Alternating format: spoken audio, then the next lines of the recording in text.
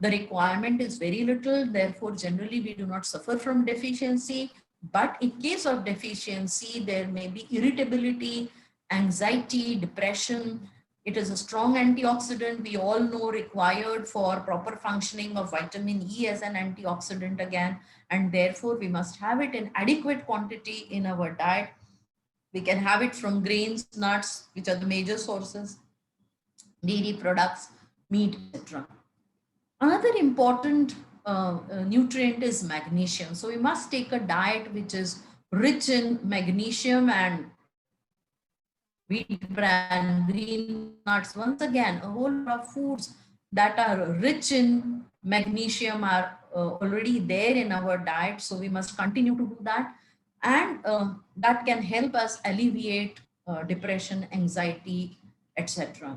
Iron deficiency anemia can also lead to depression, lethargy, etc. And therefore, it's very, very important. All of us know that iron deficiency anemia is already a major problem in India, and therefore we need to pay attention to some of these foods listed here, like whole grains, whole pulses, and the green leafy vegetables, and of course the right combination of foods so that we get adequate amount of iron. Vitamin D, we all know that now we are getting fortified oil as well as milk in certain parts of the country. So try to consume that. Vitamin D is known to increase the levels of serotonin in the brain. It is naturally obtained from sunshine. So people living in north should expose themselves for 10 to 15 minutes. People living in the western part or the southern part of the country, they should expose themselves for 10 to 45 minutes in order to get this vitamin. Children, especially now that they are indoors, all of us rather are indoors, we must make an effort to sit in the open balcony or go to the terrace with proper social distancing, etc., in order to get adequate amount of vitamin D. Then, as mentioned previously, there is the gut-brain axis. That is, the gut means the large intestine communicates with our brain, and a poor gut leads to abnormal central nervous system and depression, etc., while a healthy gut promotes healthy central nervous system. Now, how to have a healthy gut? I think this also has been discussed several times, and many of you, most of you rather, would be familiar with how to incorporate prebiotics and probiotics that are important for our gut health. Prebiotics are essentially those which will help in growth of gut microbiota or the microorganism present in our large intestine. And some of these foods include fructose based oligosaccharides, which are the food for lactobacillus and bifidobacterium. So vegetables like chicory roots, raw banana, tomato, allium, that is onion, garlic, etc., which are rich in fructooligosaccharides, should be incorporated. Other oligosaccharides which are found in beans, peas, etc., should also be taken in our food on a daily basis. Inulin is again very good prebiotic, which is found in, again, chicory roots, also in wheat. So that is also important for us. A high fat or high sugar diet are more prone to circadian rhythm disruption, so they should be avoided. Systemic stress, tissue injury, sustained inflammation can also produce acute changes in gut microbiota, and therefore we have to make sure that under these conditions gut microbiota is kept in a healthy state, because we are all going through a stressful conditions, stressful situations. So beneficial effects of prebiotics are essentially through the short chain fatty acids that they produce, which strengthens the gastrointestinal associated lymphoid tissue. This is the largest immune system, or gastrointestinal tract, and therefore we really need to take care of that. Besides that, there is evidence that fiber-rich diet changes not only the intestinal microbiota but also affects the lung microbiota, which indicates influence of nutrition on lung immunity, which is of importance during COVID-19. So those were some specific nutrients. Now, some general tips for a healthy diet. First and foremost, eat a variety of food, including fruits and vegetables. We must have a right mix of whole grains, wheat, maize, rice, etc., legumes. Try to combine various dals together. So we may have to make some changes in our dietary pattern. Excuse me. Um, and Perhaps try to incorporate some of the whole grains that we have not been having usually, and incorporate them in our diet. Um, Snacking is one of the major problems where we end up eating foods which are rich in salt, sugar, or fat. So some changes there need to be made. Either we choose some raw vegetables, fresh fruits, unsalted nuts. They are healthy choices. Second and most important point to remember during this point of time is cut back on salt. Limit salt to 5 grams or even less than that if possible during COVID time. When we are cooking and preparing food, we must add less salt. Most of the sauces, and namely soy sauce or stock or fish sauce, we don't use too much of this, but I think ketchup is one of the most popular condiment that is used or liked by children. You have samosa, bhaji, anything, and they want that along with it. And soy sauce are two which are very high in salt, and they should be used sparingly or avoided as far as possible. We all have been discussing this: remove the salt shaker, no table salt, no adding salt from top. If there is a little less salt in the food, try to accommodate that and eat along with that. Try to make use of fresh or dried herbs and spices to enhance flavor, and check the labels on the food for sodium content. Reading food labels, getting acquainted with nutrition facts information is very, very important now. Eat moderate amounts of fat and oils, and try to choose fats that are healthy, and avoid trans fat. These are some of the messages. We should try and use steaming and boiling as methods over frying food. I have tried making some of the sweets like karanji, samosas, by baking them, and they really turn out well. So those of us who have a facility to do that, we can try baking some of these foods, where we are not asking people to forego all their favorite foods, but continue to eat them, but make them healthy, transform them into a healthier form.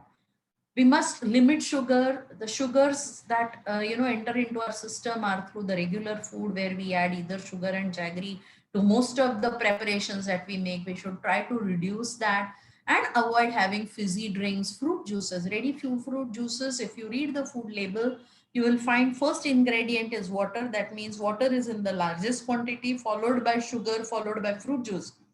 So in the name of fruit juice, they are selling water and sugar and then fruit juice. So please do not go for ready fruit juices, etc. Ready to drink tea and coffee. Some of these, like that instant, what do you call it, cappuccino. I just picked up a pack the other day and I was reading the label, and I realized they add some amount of baking soda, baking powder, so that the fizz, the cappuccino is supposed to have that froth, right? And where will that froth come from? It comes from that, but that also increases the sodium content of your coffee. So please avoid some of those and stay hydrated, drink enough water. Some of these things will really help you keep in good health, so that you do not, end up with infection, so that the children do not end up with infection. Another thing is we need to help children to change their lifestyle. Many a times, people seek comfort in food. It's okay even if they do that. Try to help them by making healthy food choices.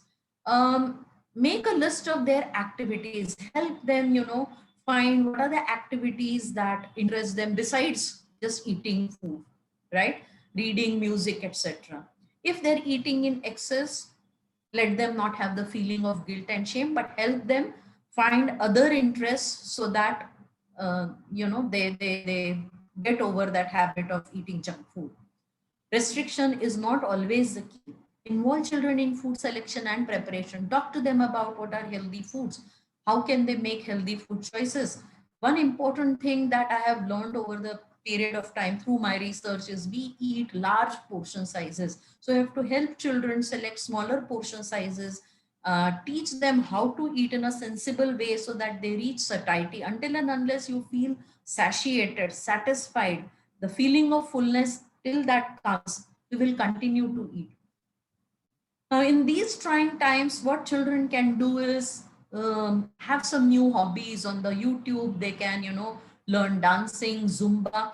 So why am I trying to say this? Because where there is obesity, these are activities which will help them spend energy, right? Lose weight, remain active, and once they start liking it, they will do it for hours together. They do not need a huge space. They do not need huge infrastructure, but they can just do it, on their own. Also encourage them to exercises like rope skipping can be done in a balcony of the house. Surya Namaskar doesn't need too much of space, and yet it keeps the person fit.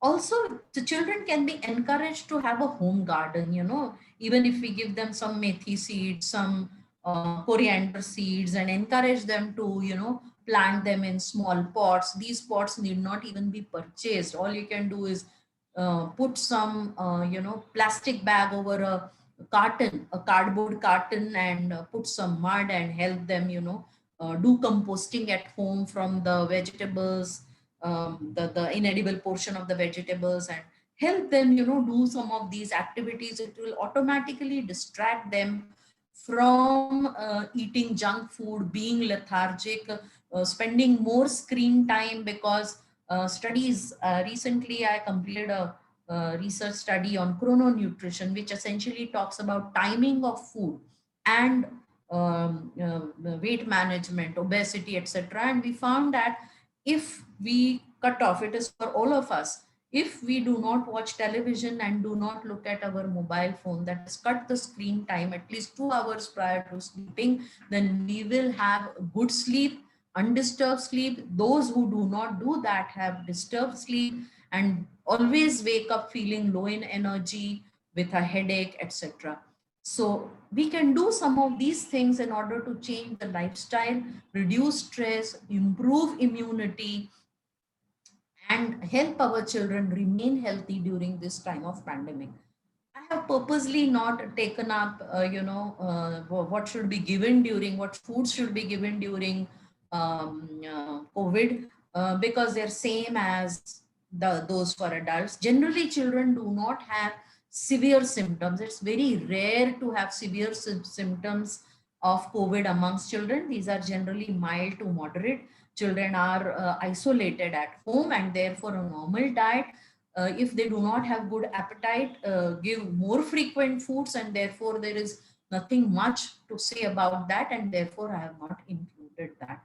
So I thank you all once again for giving me this opportunity. Sorry, I should have stopped sharing. For giving me this opportunity, thank the entire team, thank Professor Dr. Nilesh Gawande, Sangeeta, Meenal Madam, and the entire team for organizing this webinar and giving me the opportunity. Thanks a lot. And I will be.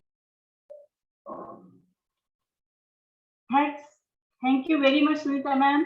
आपण आपला अमूल्य वेळ आमच्यासाठी काढला व अतिशय अप्रतिम अशी माहिती आहाराबद्दल व इतर सर्व बाबींबद्दल आम्हाला जी दिली त्याबद्दल खूप खूप खूप धन्यवाद मॅम.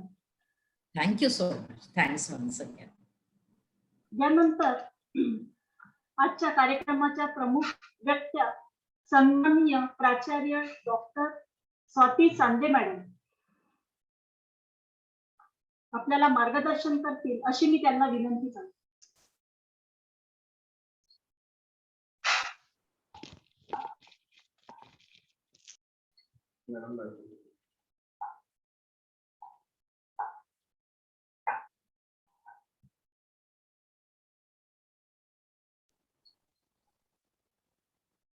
हेलो संदे मॅडम ऑडिबल आहे? मानसिक चेक एकदा मॅडम आहेत का? लाईनवर नाही तर ज्योती सुरू करून द्या.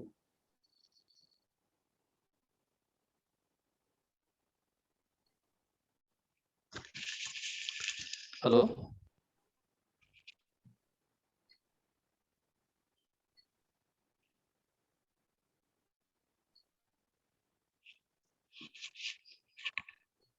हॅलो. हा हा नमस्कार मॅडम. हा नमस्कार. हॅलो. हा ओके सुरू करा सर. मॅडम, काय प्रॉब्लेम नाही. हा हा ओके. नमस्कार मंडळी. विद्येची आराध्य देवता मा शारदा, ज्यांच्या कर्मभूमीमध्ये कार्य करायचं भाग्य लाभले ते बाबा त्यांना प्रणाम.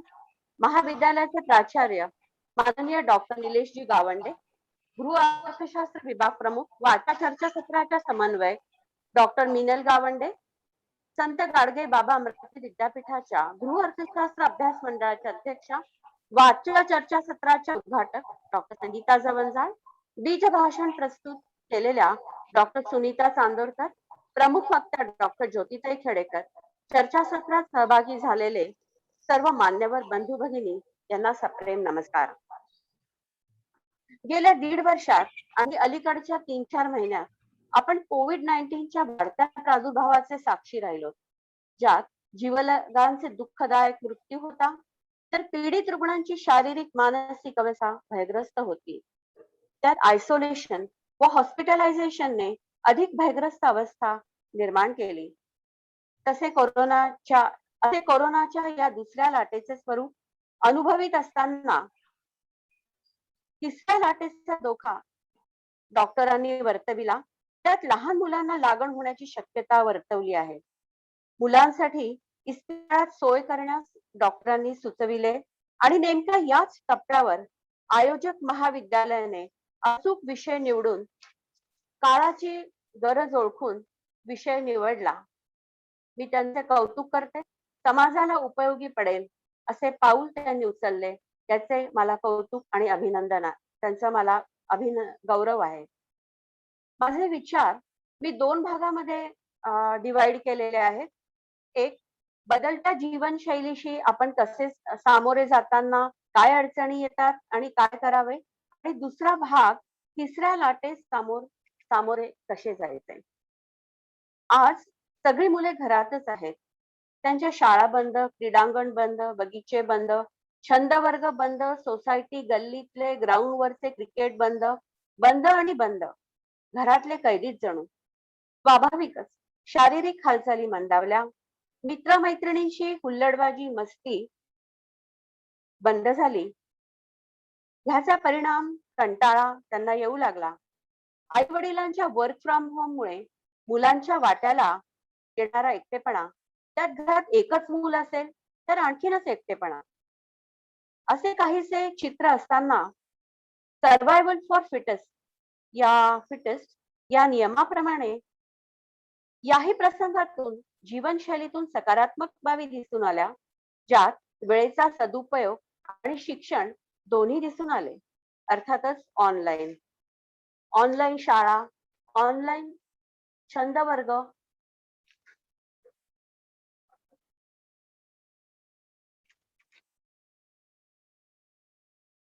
ऑनलाईन छंद वर्ग, गाण्याचे क्लास ऑनलाईन आणि ऑनलाईन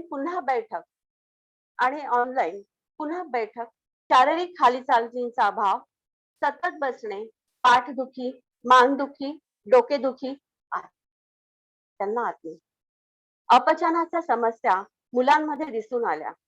तसेच मोबाईल, लॅपटॉप, टीव्हीचे व्यसनच लागले आणि नेमके इथेच इंटरव्हेन्शनची गरज असते.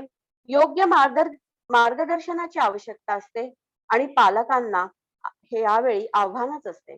पण खरंच टेक्नॉलॉजीची प्रगती इथे कामास येते. युट्यूब, व्हॉट्सअप वर तज्ञांचे मार्गदर्शन कामास येते. तज्ञांचे मुलांच्या मानस, शरीर आणि आहार यावर अनेक उपयुक्त मार्गदर्शनपर लेक्चर्स, व्हिडिओ आहेत. पालकांनी जरूर त्याचा उपयोग करून घ्यावा. साध्या सोप्या जागरूकतेने केलेले जीवनशैलीतील बदल जास्त परिणामकारक ठरतील असे मला वाटते. चांदोरकर मॅडमनी पुष्कळ सखोल मार्गदर्शन केलेलं आहे, तेव्हा मी चालतं बोलतं आणि रोजच्या व्यवहारातले उदाहरणं देऊन माझं भाषण पुढे नेते. खालील काही बाबींवर मी प्रकाश टाकायचा प्रयत्न करते. मुलांना व्यायामासाठी प्रोत्साहन करताना सकाळी उठून पालकांनी पण एकत्रित व्यायाम केला तर मुलांचा उत्साह नक्की वाढेल आणि पालकांना पण समाधान मिळेल मुलांबरोबर आपला वेळ घालवायचा. ऑनलाईन शाळा, छंद वर्ग इत्यादी ऑनलाईन सेवेचा उपयोग करताना पालकांनी जागरूक राहायला हवे. मुलांना सतत सरळ बसा, पापण्यांची उघडझाप करा या गोष्टींकडे लक्ष द्यायला पाहिजे. पण हे सतत त्यांना करायला सांगायला पाहिजे. म्हणजे जरी ते ऑनलाईन आहेत पण काही बाबी आरोग्याच्या ह्या कामामुळे येणारे अडथळे दूर होऊ शकतील. पीडियाट्रिक एज हे 1 ते 16 वर्ष एवढे आहे. त्यात मैत्रमैत्रिणींशी खेळणे, इंटरॅक्शनचे वय आणि नेमका याच काळात कोविडने घाला घातला आणि फिजिकली मित्रमैत्रिणींना कोविडने दूर केले आणि मोबाईलचा उपयोग मित्रमैत्रिणींशी हितगुज करण्यामध्ये वाढला. मला ह्या क्षणाला असे वाटते की जरूर त्यांनी मोबाईल मधून मैत्रिणींशी संवाद साधावा, त्यांच्या मीटिंग्स घ्याव्या, आपला वेळ त्यांनी चांगला घालावा. मात्र पालकांना जागरूक राहणे अतिशय आवश्यक आहे की मुले किती आणि कोणाशी बोलत आहेत ह्याची त्यांनी दखल घ्यायला पाहिजे पालकांनी. नंतर मुलांना घरामधील लहान सहान कामे द्यायला हवेत. जसं चांदोरकर मॅडमला सांगितले की किचन गार्डन लावू शकतात मुलं. तेच मी इथे प्रस्तुत करते आहे की लहान मोठी कामे, झाडलोट, पुसणे, पानं मांडणे, नंतरचं टेबल आवरणे, फ्रीजमध्ये बाटल्या भरून ठेवणे, भाजी भरणे इत्यादींसारखी लहान सहान कामे मुलांना दिली तर त्यांना श्रमाची पण किंमत कळेल आणि वेळ पण त्यांचा सकारात्मक जाईल. जागरूक पालक व इंटरनेटची सुविधा असल्यास मुले भरपूर शिकू शकतात. उदाहरण द्यायचे झाले तर माझी नातवंडे, माझ्या भाच्यांची मुले उत्तम छंद जोपासित आहेत व आपला वेळ गुणवत्तापूर्वक घालवित आहेत. 8 वर्षाचा नातू सुंदर चेस शिकला आणि पेंटिंग शिकतोय. 6 वर्षाची नात अमेरिकेमध्ये राहून भारतातील शास्त्रीय संगीताचे वर्ग अटेंड करून शास्त्रीय संगीत शिकते आहे. 3 वर्षाची नात ऑनलाईन पेंटिंग शिकते. आणि इथे मला सांगावेसे वाटते, पालकांनी समजा जागरूक राहून मुलांना काही थीम दिली, जसं लेगो आहे, मेकॅनो आहे, त्याच्यामध्ये थीम दिली की तुम्ही एका प्लेग्राऊंड तयार करा, असं समजा काही थीम दिली तर त्यांच्या बुद्धीला चालना मिळू शकते. आणि अशीच माझ्या 8 वर्षाच्या नातीने लेगो वापरून सुंदर रेसिडेन्शियल थिएटरची उत्कृष्ट मॉडेल तिने बनवले. थोडक्यात मला असे म्हणायचे आहे की शारीरिक हालचालीची कमतरता भरून काढण्याकरिता बुद्धीला पूरक असे ऍक्टिव्हिटीज पालकांनी मुलांना द्यायला पाहिजे. हे आपण बघतच आहोत की इंटरनेट कनेक्टिव्हिटी जिथे आहे तिथे हे सगळे शक्य आहे.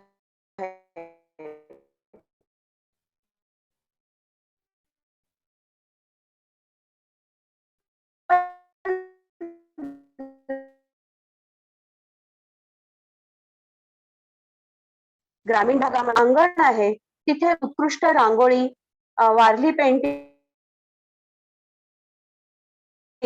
नंतर जी खेड्यात सुद्धा लोकली आहेत जसं लंगडी, लपाछपी इत्यादी खेळ प्रमोट होऊ शकतात.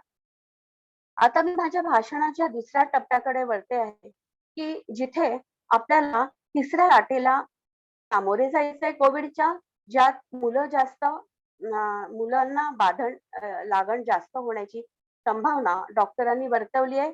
आपल्या चांदोरकर मॅडमनी सुद्धा तसे स्पष्ट केले आहे त्यांच्या वैज्ञानिक प्रेझेंटेशन मधून. तर डॉक्टर सांगतात मोठ्या माणसांमध्ये जी लक्षणे दिसतात कोविडची तीच लक्षणे मुलांमध्ये देखील आढळतात. जसे सर्दी, खोकला, ताप, डायरिया इत्यादी. नंतर शास्त्रज्ञ म्हणतात 90% मुलांना या वळणावर कळणार पण नाही की आपल्याला कोविड झाले असे. इतके माइल्ड सिम्पटम्स असू शकतात. 10% मुलांना तीव्र लक्षणे असू शकतात तर 1 ते 3% मुलांना ट्रीटमेंटची आवश्यकता भासू शकते.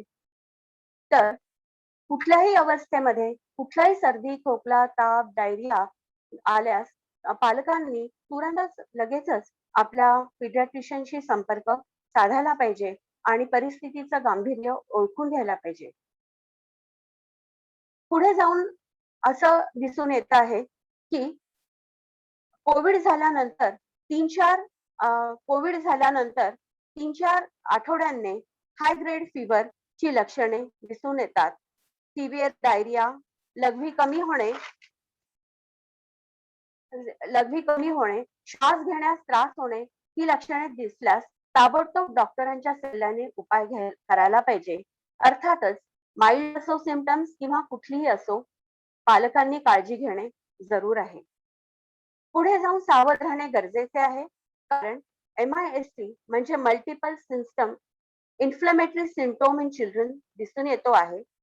तर कधी पोस्ट कोविड म्हणजे मुलांना कोविड झाल्यानंतर 4-6 आठवड्याने दिसतो. यात परत ताप येणे, पोट दुखणे, डोळे लाल होणे, अंगावर रॅश येणे, सूज येणे, उलटी होणे, डायरिया होणे दिसून येतात. ही सिरियस कंडिशन आहे आणि ही डॉक्टरांचा सल्ला इथे अवश्य घ्यावा.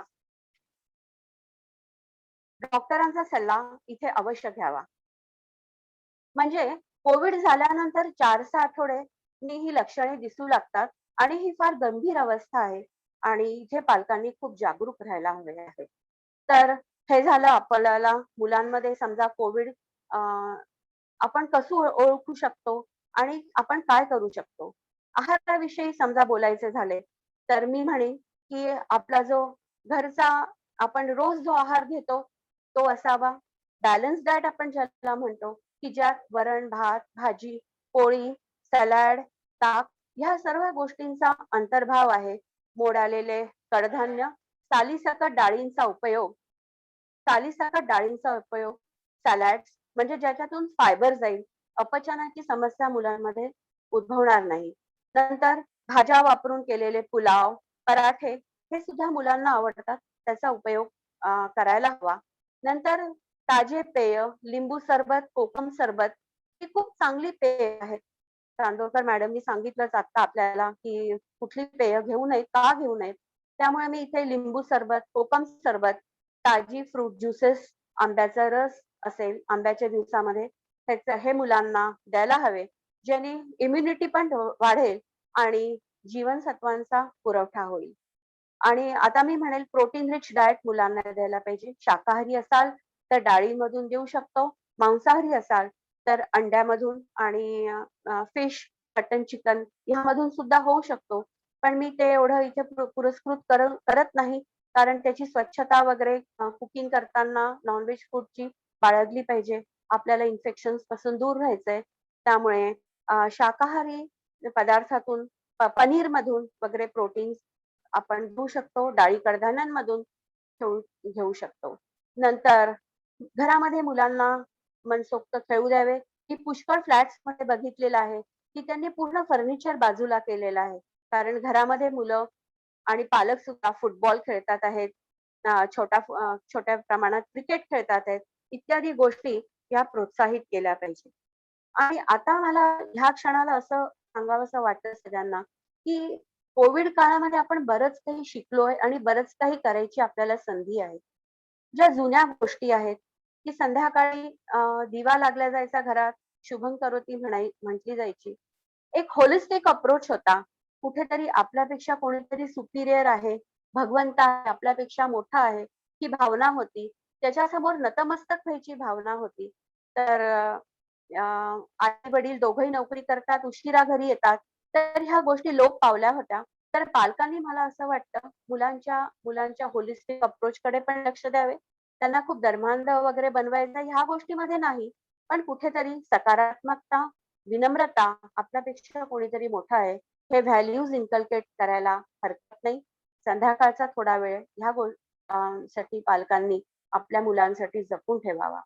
पुन्हा दुसरी गोष्ट अशी येते की घरात आजी आजोबा असतील तर आपसुकच पूर्वीच्या काळी व्हॅल्यू एज्युकेशन मुलांना गोष्टींच्या माध्यमातून अनुकरणातून मिळत असे.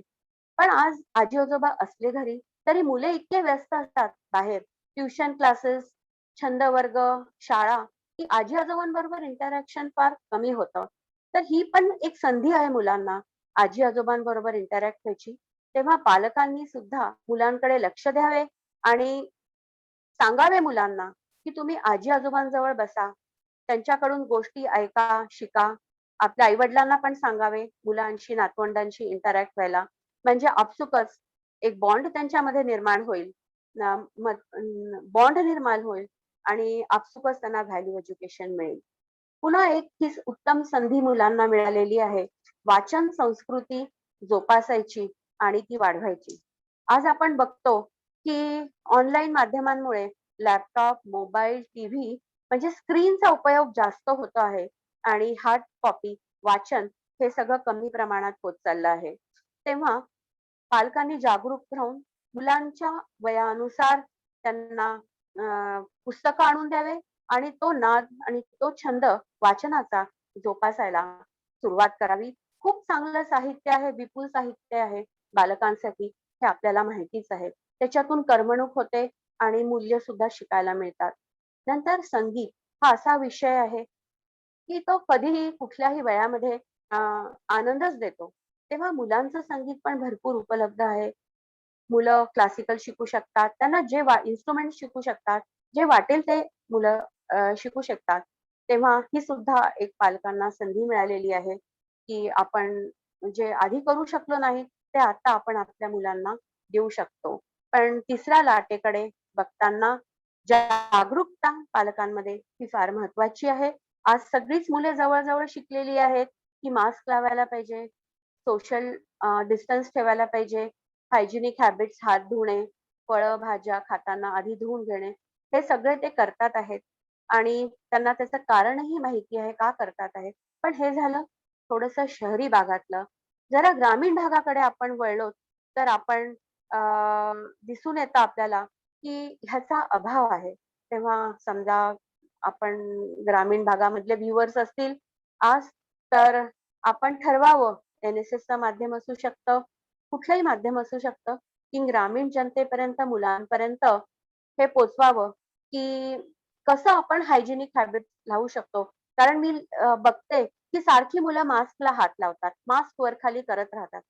त्याला अर्थ राहत नाही आणि उत्तम प्रकारचा मास्क वापरायला देखील सांगायला पाहिजे, की ज्याने पूर्ण तोंड, नाक पूर्ण कव्हर होईल. आपण असं बघतो, की एखादं काहीतरी फडकं लावल्यासारखं, रुमाल बांधल्यासारखं काहीतरी असतं मुलांच्या तोंडाला. तर इकडे पालकांनी लक्ष द्यायला पाहिजे. आपल्या मुलांसाठी इतके खर्च करतात. मी बघितलंय ग्रामीण भागात, खेड्यात सुद्धा अगदी बाजार असेल त्या दिवशी भरपूर पैसा त्यांचा खाऊवर, तळलेले चिवडा, बर्फी ह्याच्यावर खर्च होतो. तो थोडासा कट करून उच्च प्रतीचे मास्क लावणे आणि ते कसे वापरायचे ह्याचं मार्गदर्शन आपल्या लोकांकडून झालं तर खूप चांगलं होईल असं मला वाटतं. आज आयोजकांनी मला इथे बोलायची संधी दिली त्याबद्दल मी त्यांचे मनापासून आभार मानते. आणि Chandorkar madam, doctor Sangeeta Jawanjal madam यांनी जे मार्गदर्शन केलं उत्कृष्ट, ते आवडलं. त्याचा उपयोग सगळेजण करून घेतील अशी आशा व्यक्त करते. आणि डॉक्टर निलेश गावंडे सरांना त्यांच्या कॉलेजसाठी शुभेच्छा देते. नीनल मॅडमला पण धन्यवाद देते. गृहअर्थशास्त्र विभाग प्रमुख या नात्याने आपली रजा घेते. धन्यवाद. थँक्यू. धन्यवाद कांदे मॅडम. धन्यवाद.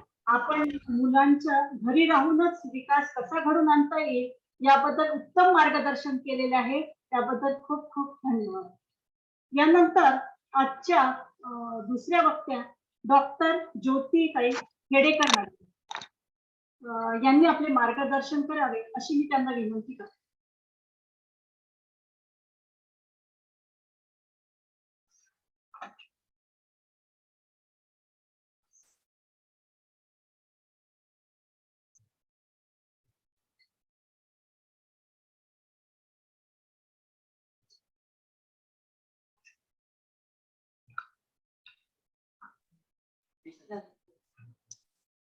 नमस्कार मॅडम, माझा आवाज येत आहे का?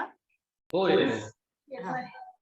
आजच्या कार्यक्रमाचे आणि जे आयोजक केले ते आमचे प्राचार्य निलेश गावंडे सर, तसेच आजच्या कार्यक्रमाच्या उद्घाटक सौ संगीत doctor Sangeeta Jawanda madam, doctor Chandorkar madam, याच्या आधी आपण ज्यांना ऐकलं, आजच्या कार्यक्रमाचे प्रमुख अतिथी आचार्य डॉक्टर स्वाती चांदे मॅडम आणि या कार्यक्रमाचे समन्वय डॉक्टर मिनल गावंडे मॅडम आणि उपस्थित सगळेच जे आज आपल्या वेब सेमिनार मध्ये जे पार्टिसिपेट आहेत, मी सगळ्यांचं स्वागत करते. आणि खरोखर आतापर्यंत ज्यांना ऐकलं आपल्या संगीता दवंदा मॅडम असतील, सुनीता चांदोरकर मॅडम असतील किंवा स्वाती चांदे मॅडम असतील, त्यांनी फार सुंदर माहिती दिलेली आहे. आणि मिनल मॅडमने पण फार सुंदर प्रस्तावित केले. सोबतच निलेश सरांचं मी अभिनंदन करते आणि मला खरोखर खूप चांगलं वाटत आहे की त्यांनी खूप चांगला विषय निवडला आजच्या या वेब सेमिनारसाठी. खरोखर या विषयाची आज काळाची गरज आहे आणि सध्याची जी परिस्थिती पाहत आहे, या परिस्थितीमध्ये खरोखर असे वेबिनार होण्याची आणि लोकांमध्ये या गोष्टी पोहोचण्याची गरज आहे. कोरोनाची पहिली लाट येऊन गेली, सेकंड सुरू आहे आणि थर्ड लाट येईल असं होऊ नाही किंवा थर्ड लाट येऊ शकते, कदाचित येईलही. या सगळ्यांसाठी आपण सगळ्यांनी प्रिपेअर राहणं खूप महत्वाचं आहे. सगळ्यांनी खूप छान मार्गदर्शन केलं. मी माझ्या विषयाकडे वळते. जसं मॅडमने आधीच इंट्रोडक्शन देताना सांगितलंय की मी एक डॉक्टरही आहे, समाजामध्ये कामही करते. त्याच्यामुळे एक डॉक्टर म्हणून आणि एक समाजामध्ये राहणारी व्यक्ती म्हणून समाजाच्या प्रत्येक स्तरामधल्या मी व्यक्तींसोबत भेटते, त्या लोकांना मी भेटते आणि समाजामध्ये आज काय परिस्थिती आहे हे मी माझ्या डोळ्याने बघत आहे आणि खरोखर सांगते, फार भयान परिस्थिती आहे. म्हणजे कोविड-19 मध्ये ज्यांना आजार झालेला आहे, ज्यांच्या परिवारामध्ये हा आजार झालेला आहे किंवा ज्यांच्या शेजारी पाजारी रुग्ण आढळले आहेत, त्या लोकांपेक्षा ज्यांना हा आजार झालेला नाही, त्या लोकांची मानसिक परिस्थिती जास्त खराब झालेली आहे असं मी म्हणेन. कारण ज्यांना कोरोना झाला आहे किंवा ज्यांच्या नातेवाईकांमध्ये त्यांना तो परिस्थिती माहिती आहे, पण ज्यांना झालेला नाही त्या लोकांनी त्या गोष्टीची एवढी भीती धरलेली आहे मनामध्ये की त्याच्यापेक्षाही आज जर आपण विचार केला तर कोरोनाचे जे पेशंट आहेत त्यांची संख्या लाखावरती आहे, पण ज्यांना कोविड नाही झालाय असे कोट्यवधी लोक आहेत. पण या लोकांच्या मानसिक परिस्थितीमध्ये फार मोठा बदल झालेला आहे. आजच्या वेबिनारचा जो विषय आहे बालक आणि सामाजिक परिस्थिती, या विषयावर मी परत येणारच आहे. पण थोडस इथे जे माझा अनुभव आहे, जे मी एका वर्षामध्ये अनुभवत आहे, जो समाजामध्ये जो विषमतेचा जो एक दरी निर्माण झाली त्याच्याविषयी थोडस सांगू इच्छिते. कारण आपण मुलांना तेव्हा सांभाळू शकतो किंवा त्यांना एक भविष्य देऊ शकतो जेव्हा आपण त्या मानसिक स्थितीमध्ये असतो.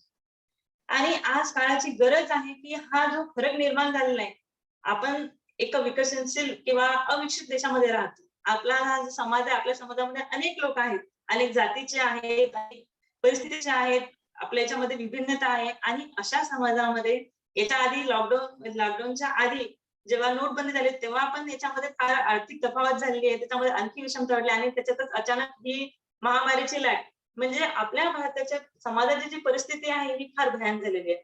आणि या अशा परिस्थितीमध्ये स्वतःचं कुटुंब, मानसिक अवस्था आणि मुलांचं आरोग्य कसं वाढवावं आणि मुलांचं संगोपन कसं करावं हा फार मोठा प्रश्न आहे. कोविडचा पिरियड आहे. सध्या कोविडच्या परिस्थितीमध्ये डॉक्टर्स, नर्स असतील, जे आरोग्य सेवा देत आहे यांच्यावरती तर बर्डन येतच आहे, पण यासोबतच जे पॅरेंट्स आहेत त्यांच्यावरती पण फार मोठं बर्डन आहे. फक्त पॅरेंट्सच नाही तर एकंदरीत जोही समाजामध्ये घटक आहे त्याच्यामध्ये आपण सर्वच येतो. म्हणजे मानव प्राणी म्हणा, जे बाकीचे आहेत, बाकीचा जो निसर्ग आहे, कोविडमुळे हा एकंदरीत सगळ्याच परिस्थितींवरती फरक पडलेला आहे. आणि याच्यामध्ये सगळ्यात जास्त सफर जर कोणी होत आहे तर तो आपला समाज आहे. या समाजामध्ये या विषमतेमध्ये आणखी एक भर पडली आहे ती म्हणजे कोविडची. याच्यामध्ये लोक आजाराने त्रस्त आहेत. जे लोक परिस्थिती ज्यांची थोडी साधारण होती, म्हणजे जे हातकामावर त्यांचं पोट होतं, त्या लोकांचे लॉकडाऊनमध्ये धंदा पूर्ण बसलेला आहे. अशा स्थितीमध्ये पेशंटला सांभाळणं, स्वतःचं घर चालवणं हा फार मोठा प्रश्न आहे. आणि याच्यासोबतच कोविडचा पिरियड हा जरी 1 वर्षाचा वरून पाहता आहे तर आतापेक्षा येणारी जी परिस्थिती आहे किंवा येणारा जो काळ आहे हा आणखी कठीण होणार आहे. जी मेडिकल लँग्वेज मध्ये सांगायचं म्हटलं किंवा सायंटिफिक लँग्वेज मध्ये सांगायचं म्हटलं तर कोविड-19चा इफेक्ट हा आईसबर्ग सारखा आहे की आता आपण वरतून पाहतात आपल्याला फक्त एक लेअर दिसत आहे, पण याचे जे दुष्परिणाम आहेत हे हळूहळू आपल्या समोर येणार आहे. म्हणजे समाज जसा कोविडचा पिरियड मागे पडत जाईल तसा समाजामध्ये विषमता आणि त्याच्यासोबतच मानसिक आजार, सोबतच जे आपले जो आपलं कल्चर आहे, आपण भारतासारख्या देशामध्ये आपण आपल्याला लहानपणापासून म्हणजे मी लहानपणापासून पाहत आहे किंवा आपल्याला लहानपणापासून समजलं जातं किंवा आपल्यापेक्षा दुसऱ्यांचा विचार करावा, ही आपली संस्कृती आहे की आपण दुसऱ्यांच्या सुखाचा किंवा दुसऱ्यांच्या आनंदाचा जास्त विचार करणारे लोक आहोत आपण. आणि आज कोरोनामुळे अशी परिस्थिती झालेली आहे की या परिस्थितीमध्ये आपण स्वतः एका घरामध्ये कोंडले गेलेले आहे आणि बाहेरचे जे आहेत ते नातेवाईक किंवा आपले शेजारी पाजारी हे आपल्यापेक्षा आपल्याला ते शत्रू वाटायला लागलेत, कारण कोणाच्या घरी कोविड पेशंट असेल हे कोणाला माहिती नाही आणि त्याच्यामुळे लोक एकमेकांकडे पाहताना संशयास्पद पाहतात आणि हे आपल्या समाजासाठी फार चुकीची गोष्ट आहे. म्हणजे जे आतापर्यंत आपण सांभाळून ठेवलेलं आहे, जी एकता आपल्यामध्ये होती ती कुठेतरी समोर चालून ती तशी टिकवून ही जबाबदारी आपल्यावर एक माणूस म्हणून आणि एक समाजामध्ये राहणारा प्राणी म्हणून आपल्यासाठी फारच घातक आहे. म्हणजे कोरोनाने खूप लोक गेले, कोरोनामध्ये खूप लोकांच्या आजारावरती शरीरावरती परिणाम झाला, पण याच्यापेक्षाही कोरोनामुळे आपल्याला सगळ्यात जास्त जो ताण जो आलेला आहे तो आपल्या सामाजिक भावनेवर आलेला आहे. कारण मनुष्य हा असा प्राणी आहे जो समाजामध्ये राहून मनुष्यत्व शिकतो आणि आपल्या मुलांना आपण काय द्यायचं. मी एक आई पण आहे, माझी 2 वर्षाची मुलगी आहे, तिला मी जेव्हा लहान होतो मला शिकवायचं काम नाही पडलं, कारण ते मी बघायची माझ्या घरचे माझे पॅरेंट्स किंवा माझ्या आजूबाजूचे शेजारी नसून ते आपलेच एक वाटायचे. पण आज या मुलांना शिकवायचं तर यांना पुढे काय शिकवायचं की लोकांसोबत कसं इंटरॅक्ट करायचं, कारण इंटरॅक्शनसाठी आजकाल आपण सगळे एका घरात बंद आहे. मुलांना बाहेर पाठवून ही रिस्क आहे, मान्य ती रिस्क आहे, पण त्याच्याशिवाय पर्याय पण नाही.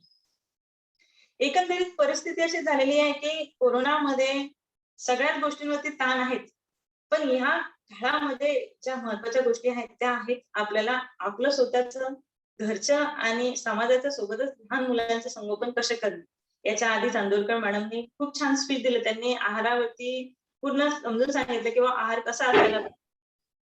निश्चितच कोरोनाच्या पिरियडमध्ये ज्यांना आजार झालेला आहे त्यांची तर काळजी घ्यायचीच आहे, पण जे निरोगी लोक आहेत त्यांनी सुद्धा आपलं स्वतःची आणि आहाराची काळजी घेणं फार महत्वाचं आहे.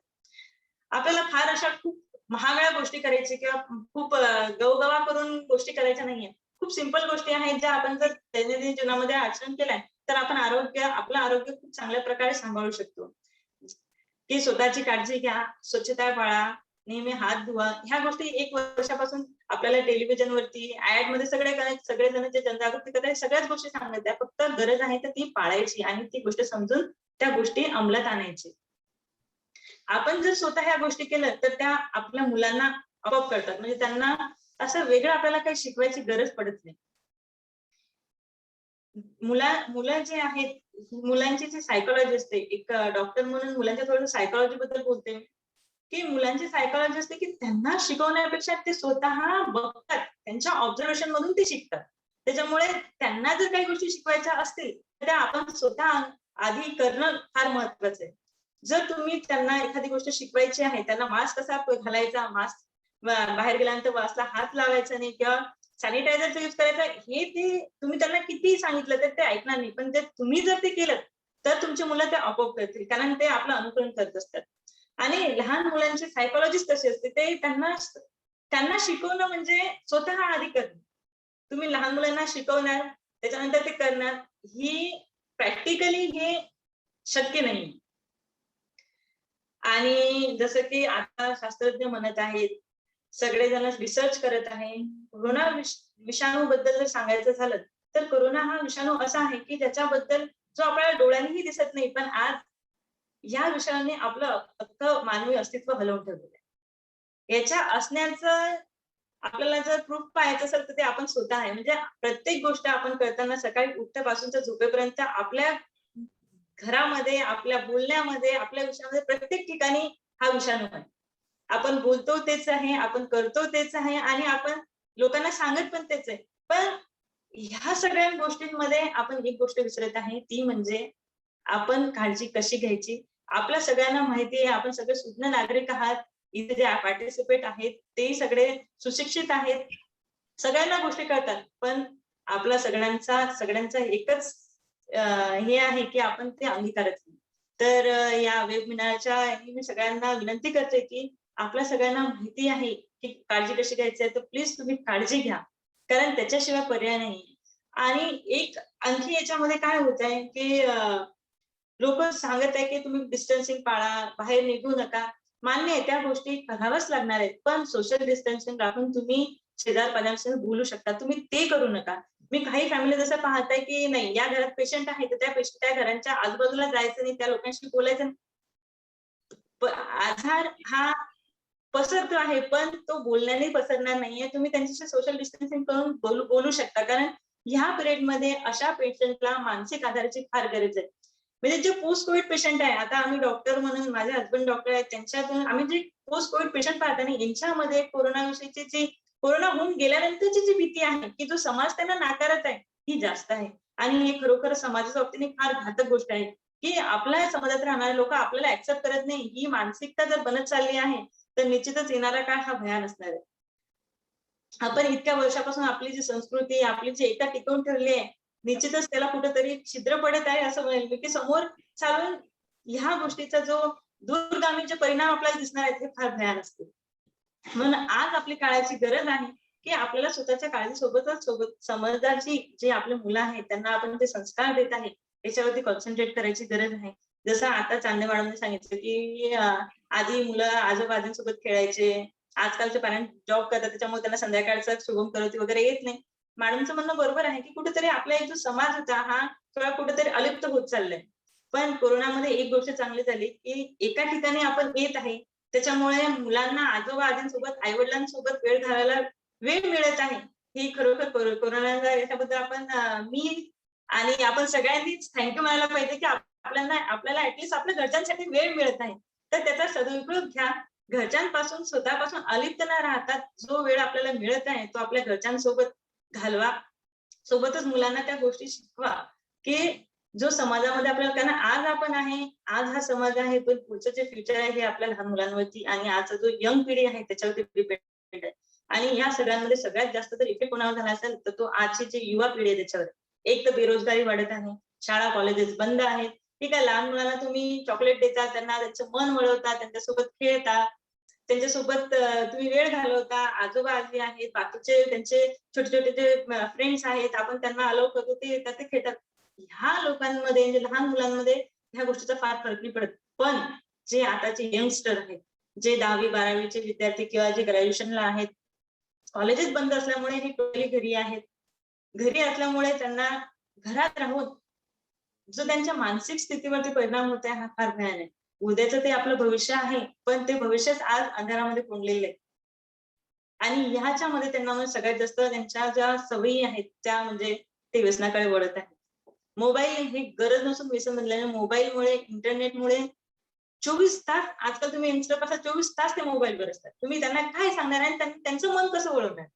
तर ही सध्या जर ट्रेनिंगची किंवा सध्या जर काउन्सिलिंगची गरज आहे, तर ती आपल्या यंगस्टरला आहे, की त्यांनी त्यांचं आरोग्य कसं सांभाळायचं. लहान मुलांना तुम्ही सांभाळू शकता, पण जे यंगस्टर आहेत त्यांच्याशी ऍज अ पॅरेंट तुम्ही त्यांच्या फ्रेंडली राहणं, घरात फ्रेंडली वातावरण असणं फार महत्वाचं आहे. कारण त्यांचं मानसिक आरोग्य टिकवून ठेवणं हेच या काळामध्ये सगळ्यात महत्वाचं आहे. तुम्ही आरोग्याची, त्यांना जर कोविड झाला, तुम्ही त्यांना मेडिसिन बरं करसाल, सगळ्या गोष्टींवरती उपचार होतील, पण मानसिकतेवरती कुठलाच उपचार होणार नाही. म्हणून जे ऍडल्ट, ज्यांच्या घरात मुलं आहेत, ज्यांचे मुलं कॉलेज गोईंग आहेत, जे असे पॅरेंट्स आहेत की ज्यांची मुलं 11th-12th ला आहेत पण आता कॉलेजेस नाही, तर घरी आहेत, तर अशा मुलांकडे लक्ष देणं फार गरजेचं आहे. लहान मुलांचं आरोग्य सांभाळणं गरजेचं तर आहेच, पण यासोबतच यंगस्टरचं आरोग्य सांभाळणं आणि ते मानसिक आरोग्य सांभाळणं फार महत्वाचे आहे. कारण याच्यानंतर आता हळूहळू लॉकडाऊन उघडत आहे, स्टेप बाय स्टेप थोडं ओपन होत आहे. जसं जसं ओपन होईल तसं तसं बाहेरच्या ऑपॉर्च्युनिटीज वाढतील, त्याच्यामुळे व्यसनता ही फार मोठ्या प्रमाणात होणार आहे.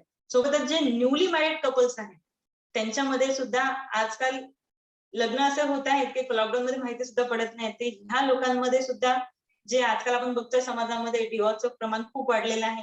ह्या सगळ्या गोष्टींचा, ह्या सगळ्यांचा जो कलेक्टिव्ह इफेक्ट आहे तो मानसिकतेमुळे, आणि हा जो कोरोना विषाणू आहे हा आपल्या शरीरापेक्षा आपल्या मानसिकतेवरती जास्त इफेक्टिव्ह आहे, असा माझा किंवा जे समाजामध्ये राहणारे लोक आहेत त्यांचं हे ऑब्झर्वेशन आहे. म्हणजे मी जसं समाज पाहत आहे, जसं 1-1.5 वर्षापासून मी कंटिन्यू फिरत आहे, तर लोकांना आजारापेक्षा त्या आजाराच्या भीतीमुळे लोक मरत आहेत. तर ही भीती कुठेतरी घालवणं फार महत्वाचं आहे. कारण भीती अशी ही गोष्ट आहे की भीतीमुळे माणूस हा गुलाम बनतो, आणि त्याच्यामुळे ह्या भीतीपोटी लोक व्यसनतेचे गुलाम बनत आहेत. कोणी सावकारीकडे वळत आहे, ते बरोबर आहे, लॉकडाऊन आहे, जे छोटे छोटे काम करणारे लोक आहेत, त्यांचा मजुरीवरती पोट होतं, त्यांचे धंदे बंद पडलेले आहेत, ते लोकांकडे पर्याय काय? कारण जीवन तर राहायचं असेल तर पोट तर भरावंच लागेल, आणि पोट जर भरायचं असेल तर ते पैशाशिवाय भरता येणार नाही. तर ह्या गोष्टींमुळे काय होत आहे की सावकारी वाढत आहे. म्हणजे आपल्या समाजासमोर येणाऱ्या ह्या आरोग्य विभागात आरोग्याच्या व्यतिरिक्त ही मानसिक मुद्द्यामुळे आणि समाजाची जी विषमता आहे ही खूप वाढत जाणार आहे, आणि याच्यावरती लक्ष द्यायची खरोखर गरज आहे.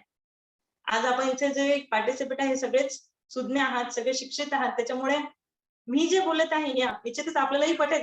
पण आपण आरोग्याविषयी जर बोलायचं झालं तर आपण आरोग्य डाएटने सुधारू शकतो. पण मानसिकता जर एकदा बिघडली तर ती सुधारायला वर्षानुवर्ष जातात.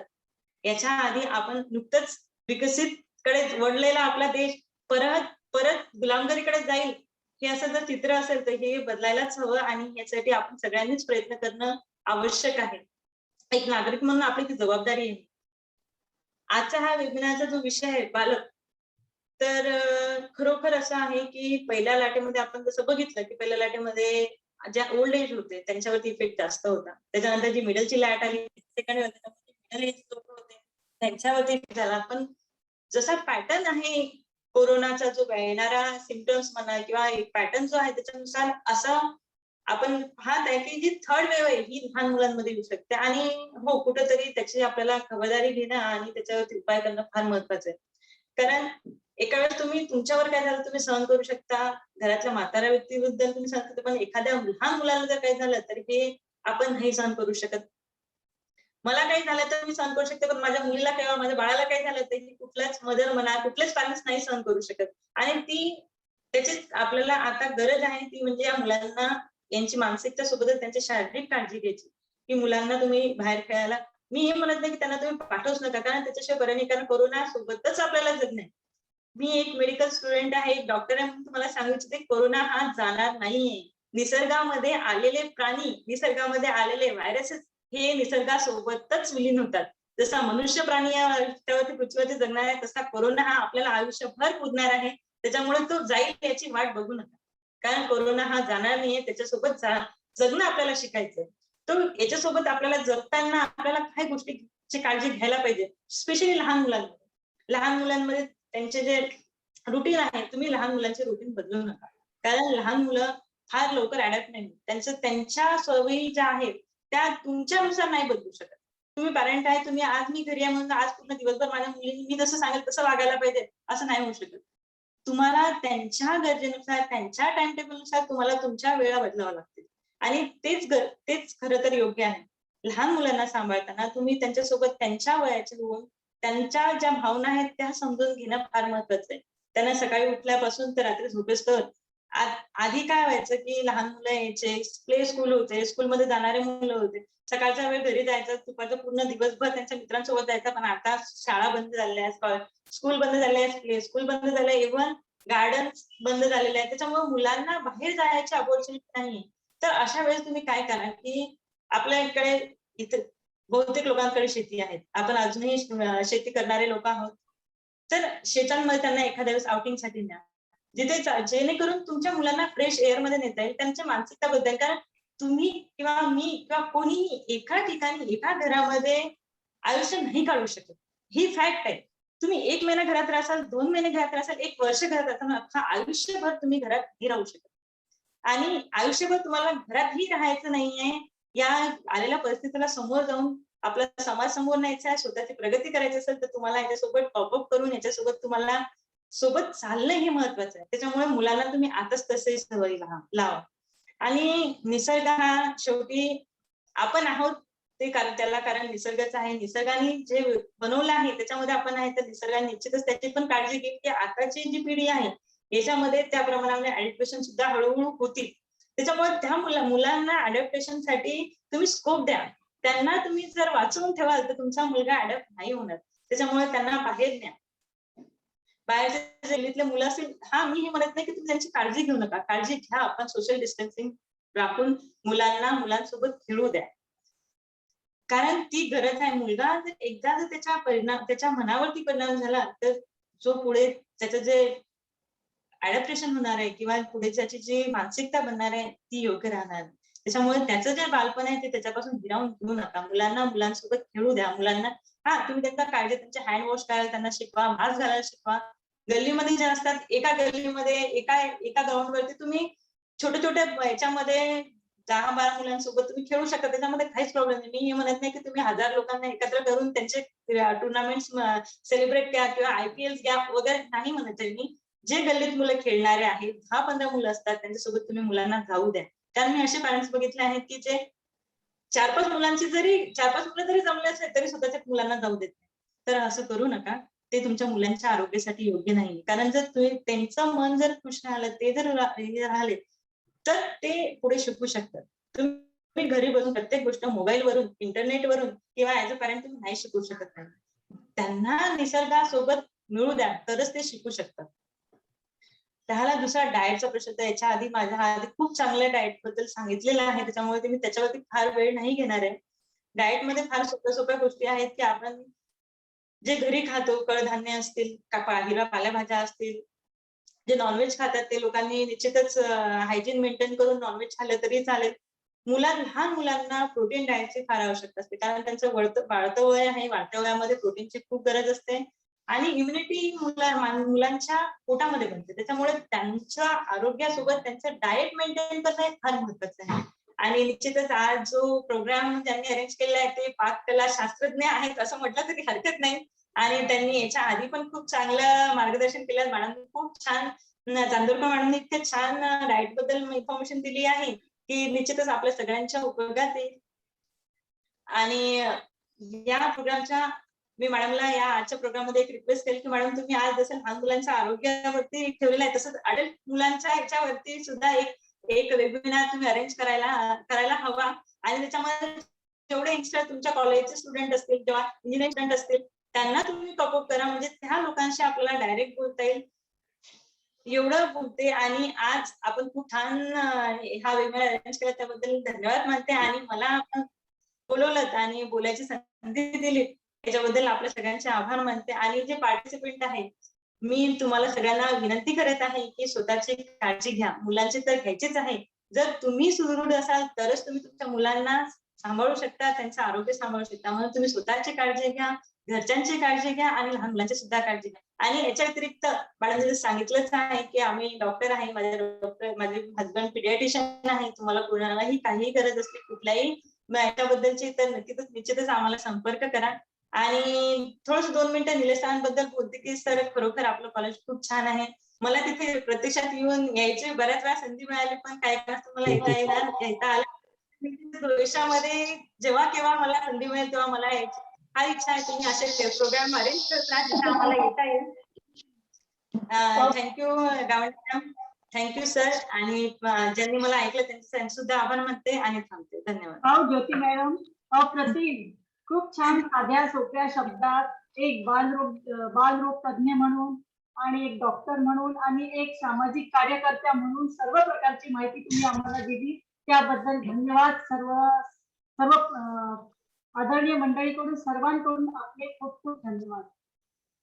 यानंतर आजच्या कार्यक्रमाचे अध्यक्ष सन्माननीय प्राचार्य निलेशजी गावंडे हे आपले अध्यक्षीय भाषण सुरू करतील अशी मी त्यांना विनंती करते.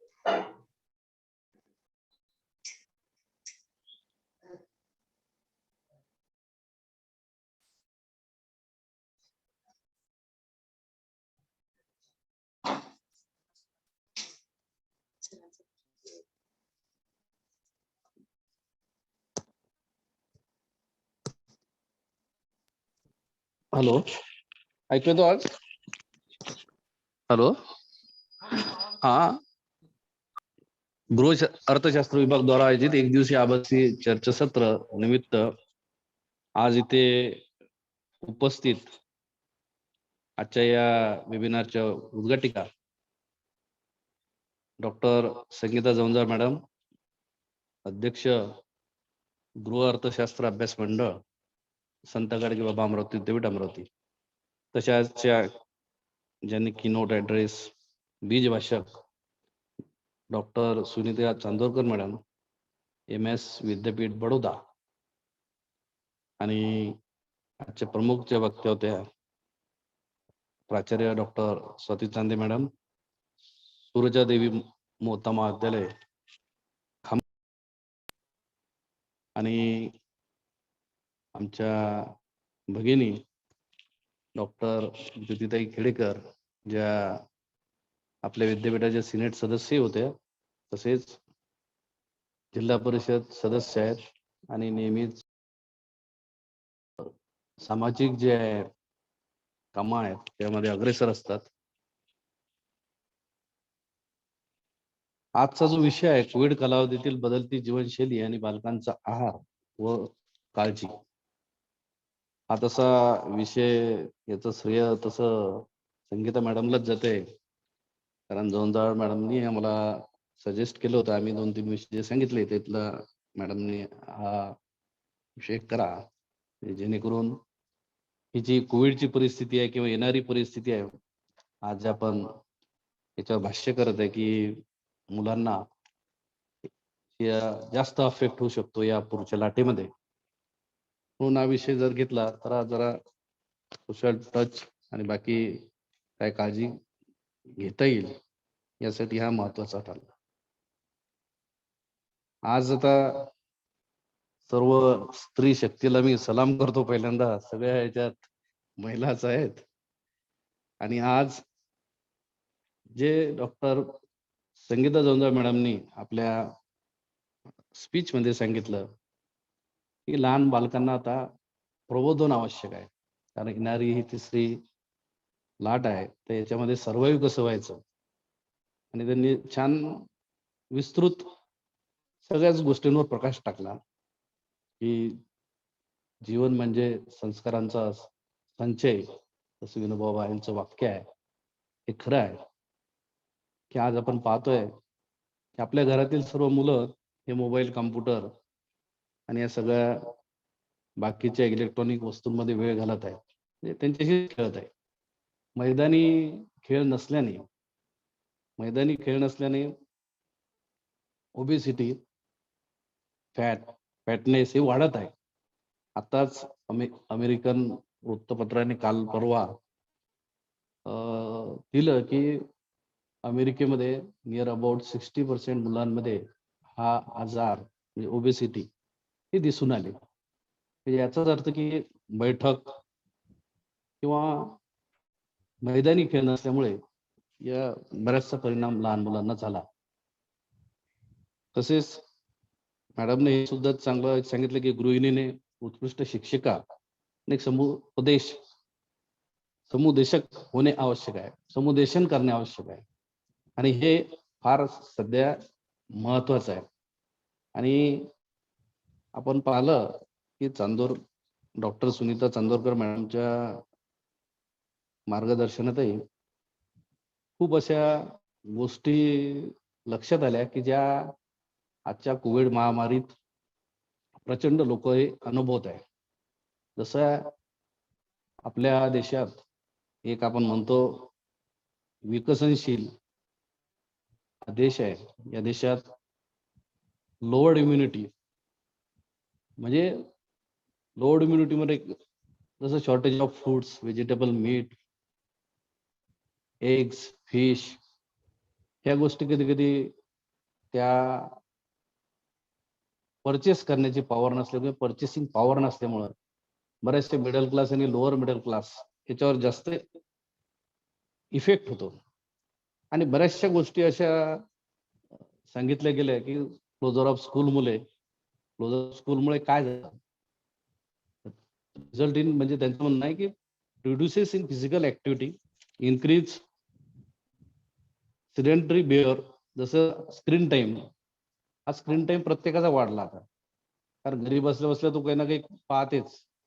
कोणताही व्यक्ती घरी असला एक तर मोबाईल, गेम, नाही तर मग कॉम्प्युटर, नाही तर टीव्ही, कोणत्या ना कोणत्या इलेक्ट्रॉनिक मीडियाचा तो उपयोग करतो. आणि ही गोष्ट सध्या त्या आपल्या जीवनासाठी, बालकांसाठी प्रचंड घातक आहे. त्यामुळे ट्रेस आणि बऱ्याच गोष्टी या आपल्या बालकांवर परिणाम करणार आहे. यात पुन्हा चांदे मॅडमनी एकदम चांगल्या प्रकारे मार्गदर्शन केलं की जे मुलांना सर्वात जास्त ही अफेक्ट करणार आहे तिसरी लाट. आणि मुलांचं सगळं घरातच असल्यामुळे तसे मुलं हे घरचे कैदी झाल्यासारखे आहेत. आणि घरातच त्यांचा सगळा बैठक असल्यामुळं, शारीरिक हालचाली नसल्यामुळं यांनी सुद्धा तेच सांगितलं की बरेचसे व्याधी निर्माण होऊ शकतात. मुलांची ही काळजी घेणं फार आवश्यक आहे. आणि ज्योतिताईंनी तर सोशल टच असल्यामुळे त्यांनी तेच सांगितलं की जास्तीत जास्त तुम्ही लोकात मिसळवा. म्हणजे एकदम जास्त लोकात नाही, परंतु काही लोकात मिसळणे याच्यासाठी आवश्यक आहे की आपल्या मानसिक स्वास्थ्यासाठी ह्या गोष्टी फार आवश्यक असतात. तुम्हाला माहित असेल की पहिला जो काळ होता, तर पहिल्या काळात असं राहायचं की आपण बाहेर खेळल्याशिवाय आपल्याला समाधान व्हायचं नाही. आपले आई वडील नेहमी वाट पाहत राहायचे की मुलगा कधी खेळून वापस येतो, तर त्याला बाहेर आणून ओढून आणावं लागत होतं की हा बस झाला, आता खेळू नको. हे मानसिक स्वास्थ्य जे टिकते, हे मानसिक स्वास्थ्य जेव्हा आपण 10 लोकांसोबत राहतो, 10 लोकांसोबत संवाद साधतो, विचारांची आवाहन-देवाण घेतो, तेव्हा हे मानसिक स्वास्थ्य टिकते किंवा याची वाढ होते. म्हणून मुलांना सुद्धा हे फार आवश्यक आहे. आणि या 1-1.5 वर्षात मुलं घरी राहिल्यामुळे प्रचंड मानसिक तणाव त्यांच्यात आहे. एक तर ऑनलाईन क्लासेस आहेत, बाकीच्या सगळ्या ज्या गोष्टी ऑनलाईन आहेत, यामुळे प्रचंड त्यांच्यावर तणाव आहे. आणि या तणावातून एखादी येणारी तिसरी लाट ही जर मुलांना अफेक्ट करत असेल, तर ही जबाबदारी आपली आता फार मोठी जबाबदारी आपल्यावर येऊन पडलेली आहे. मला आज अत्यंत आनंद झाला की जवळजवळ म्हणजे 100 पार्टिसिपंट इथं म्हणजे आम्हाला वाटलं की 100 जुळतात की नाही, कॅपॅसिटी 100च ते झूम घेतलेलं आहे. नाही तर ते 500च घेतलं असतं, कारण युट्यूबवरही खूप लोक पाहत आहे. म्हणजे एक वेळेस मीच माझंच बरोबर हे अनम्यूट म्हणजे म्यूट होत नव्हतं, अनम्यूट होत नव्हतं. मी लेफ्ट झालो तर ते 100 झाल्यामुळे ते मला ऍक्सेप्ट करत नव्हतं की आता तुम्ही जॉईन होऊ शकत नाही, कारण 100 पार्टिसिपंट झाले आहेत. म्हणून मला खरंच आनंद आहे आणि सगळ्यांनी चांगल्या प्रकारे वेळ दिला. मी माझ्या महाविद्यालयातर्फे सर्व मान्यवरांचं आभार मानतो. निश्चितच जेव्हा हे लॉकडाऊन उघडेल, तर एक चांगला महाविद्यालयातच एक चांगला कॉन्फरन्स आपण घेऊया आणि त्या माध्यमानं नंतर लगेच भेटूया. थँक्यू. सगळ्यांचे धन्यवाद. धन्यवाद सर. यानंतर आभार प्रदर्शनासाठी मी आमंत्रित करते प्राध्यापक गणेश काकडे सरांना.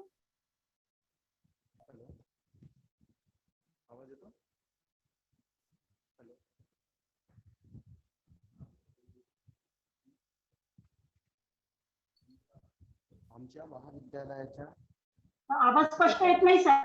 काकडे सर, आवाज स्पष्ट येत नाही. आता येतोय मॅडम? हो हो येतोय.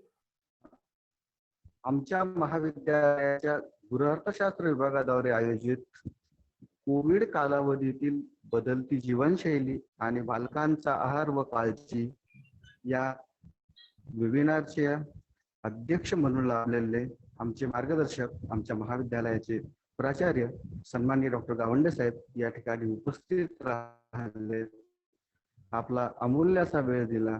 आपलं मार्गदर्शनाच्या आयोजनामागे गावंडे सरांनी आम्हाला प्रोत्साहित केलं, त्याबद्दल सन्माननीय गावंडे साहेबांचे या कार्यक्रमामध्ये मनपूर्वक आभार व्यक्त करतो. त्याबरोबर आजच्या कार्यक्रमाच्या उद्घाटक सन्माननीय डॉक्टर जवंजा मॅडम यांनी आपला अमूल्य वेळ देऊन आपल्याला मौलिक असे मार्गदर्शन केले. महाविद्यालयाच्या वतीनं मनापासून आभार मानतो. त्याचबरोबर आजच्या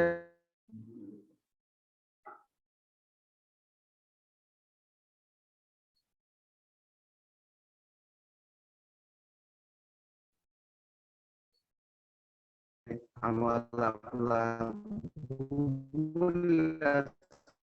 वेळ दिला त्याबद्दल चांदोरकर मॅडम महाविद्यालयाच्या वतीनं मनपूर्वक आभार व्यक्त करतो.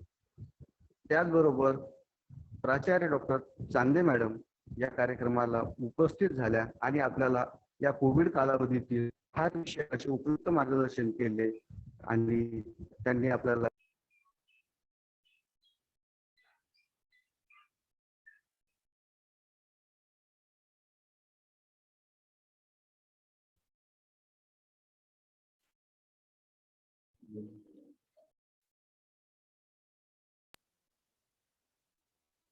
काकडे सर, आवाज नाही ऐकू. Hello hello. हा साहेब. हा, हा ऐकू येते? येतो साहेब आवाज. हा आला. साहेब आवाज येतो. हा, आला हॅलो. आला ना, आला ना. येतो साहेब आवाज. हो, आला आला. हा येतो आवाज. हो, त्याचबरोबर डॉक्टर ज्योतिताई खेडेकर मॅडम यांनी या ठिकाणी राहिल्या आपला अमूल्य असा वेळ दिला त्याबद्दल त्यांचे सुद्धा महाविद्यालया वतीनं मनपूर्वक आभार मानतो. या वेबिनारच्या आयोजनासाठी त्यांचे मौलिक असे मार्गदर्शन आम्हाला या ठिकाणी लाभले. त्यांच्या या सहकार्यातून हा वेबिनार या ठिकाणी आम्ही आयोजित करू शकलो. अशा डॉक्टर मोरे मॅडम, त्याचबरोबर डॉक्टर वळसे मॅडम, त्याचबरोबर डॉक्टर देशमुख मॅडम यांचे सुद्धा महाविद्यालयाच्या वतीनं मनपूर्वक आभार व्यक्त करतो. त्यांच्या मार्गदर्शनातून या सुंदर वेबिनारांचे आयोजन झाले. अशा आमच्या महाविद्यालयाच्या गृहअर्थशास्त्र विभाग प्रमुख डॉक्टर गावंडे मॅडम यांचे सुद्धा मनापासून आभार मानतो. आणि आपण सर्वजण या वेबिनार मध्ये सहभागी झाला व आमचा उत्साह वाढविला त्याबद्दल आपल्या सर्वांचे मनपूर्वक आभार मानतो. आणि अध्यक्षांच्या परवानगीने हा वेबिनार या ठिकाणी संपन्न झाला असं जाहीर करतो. आपल्या सर्वांचे पुन्हा एकदा खूप खूप धन्यवाद.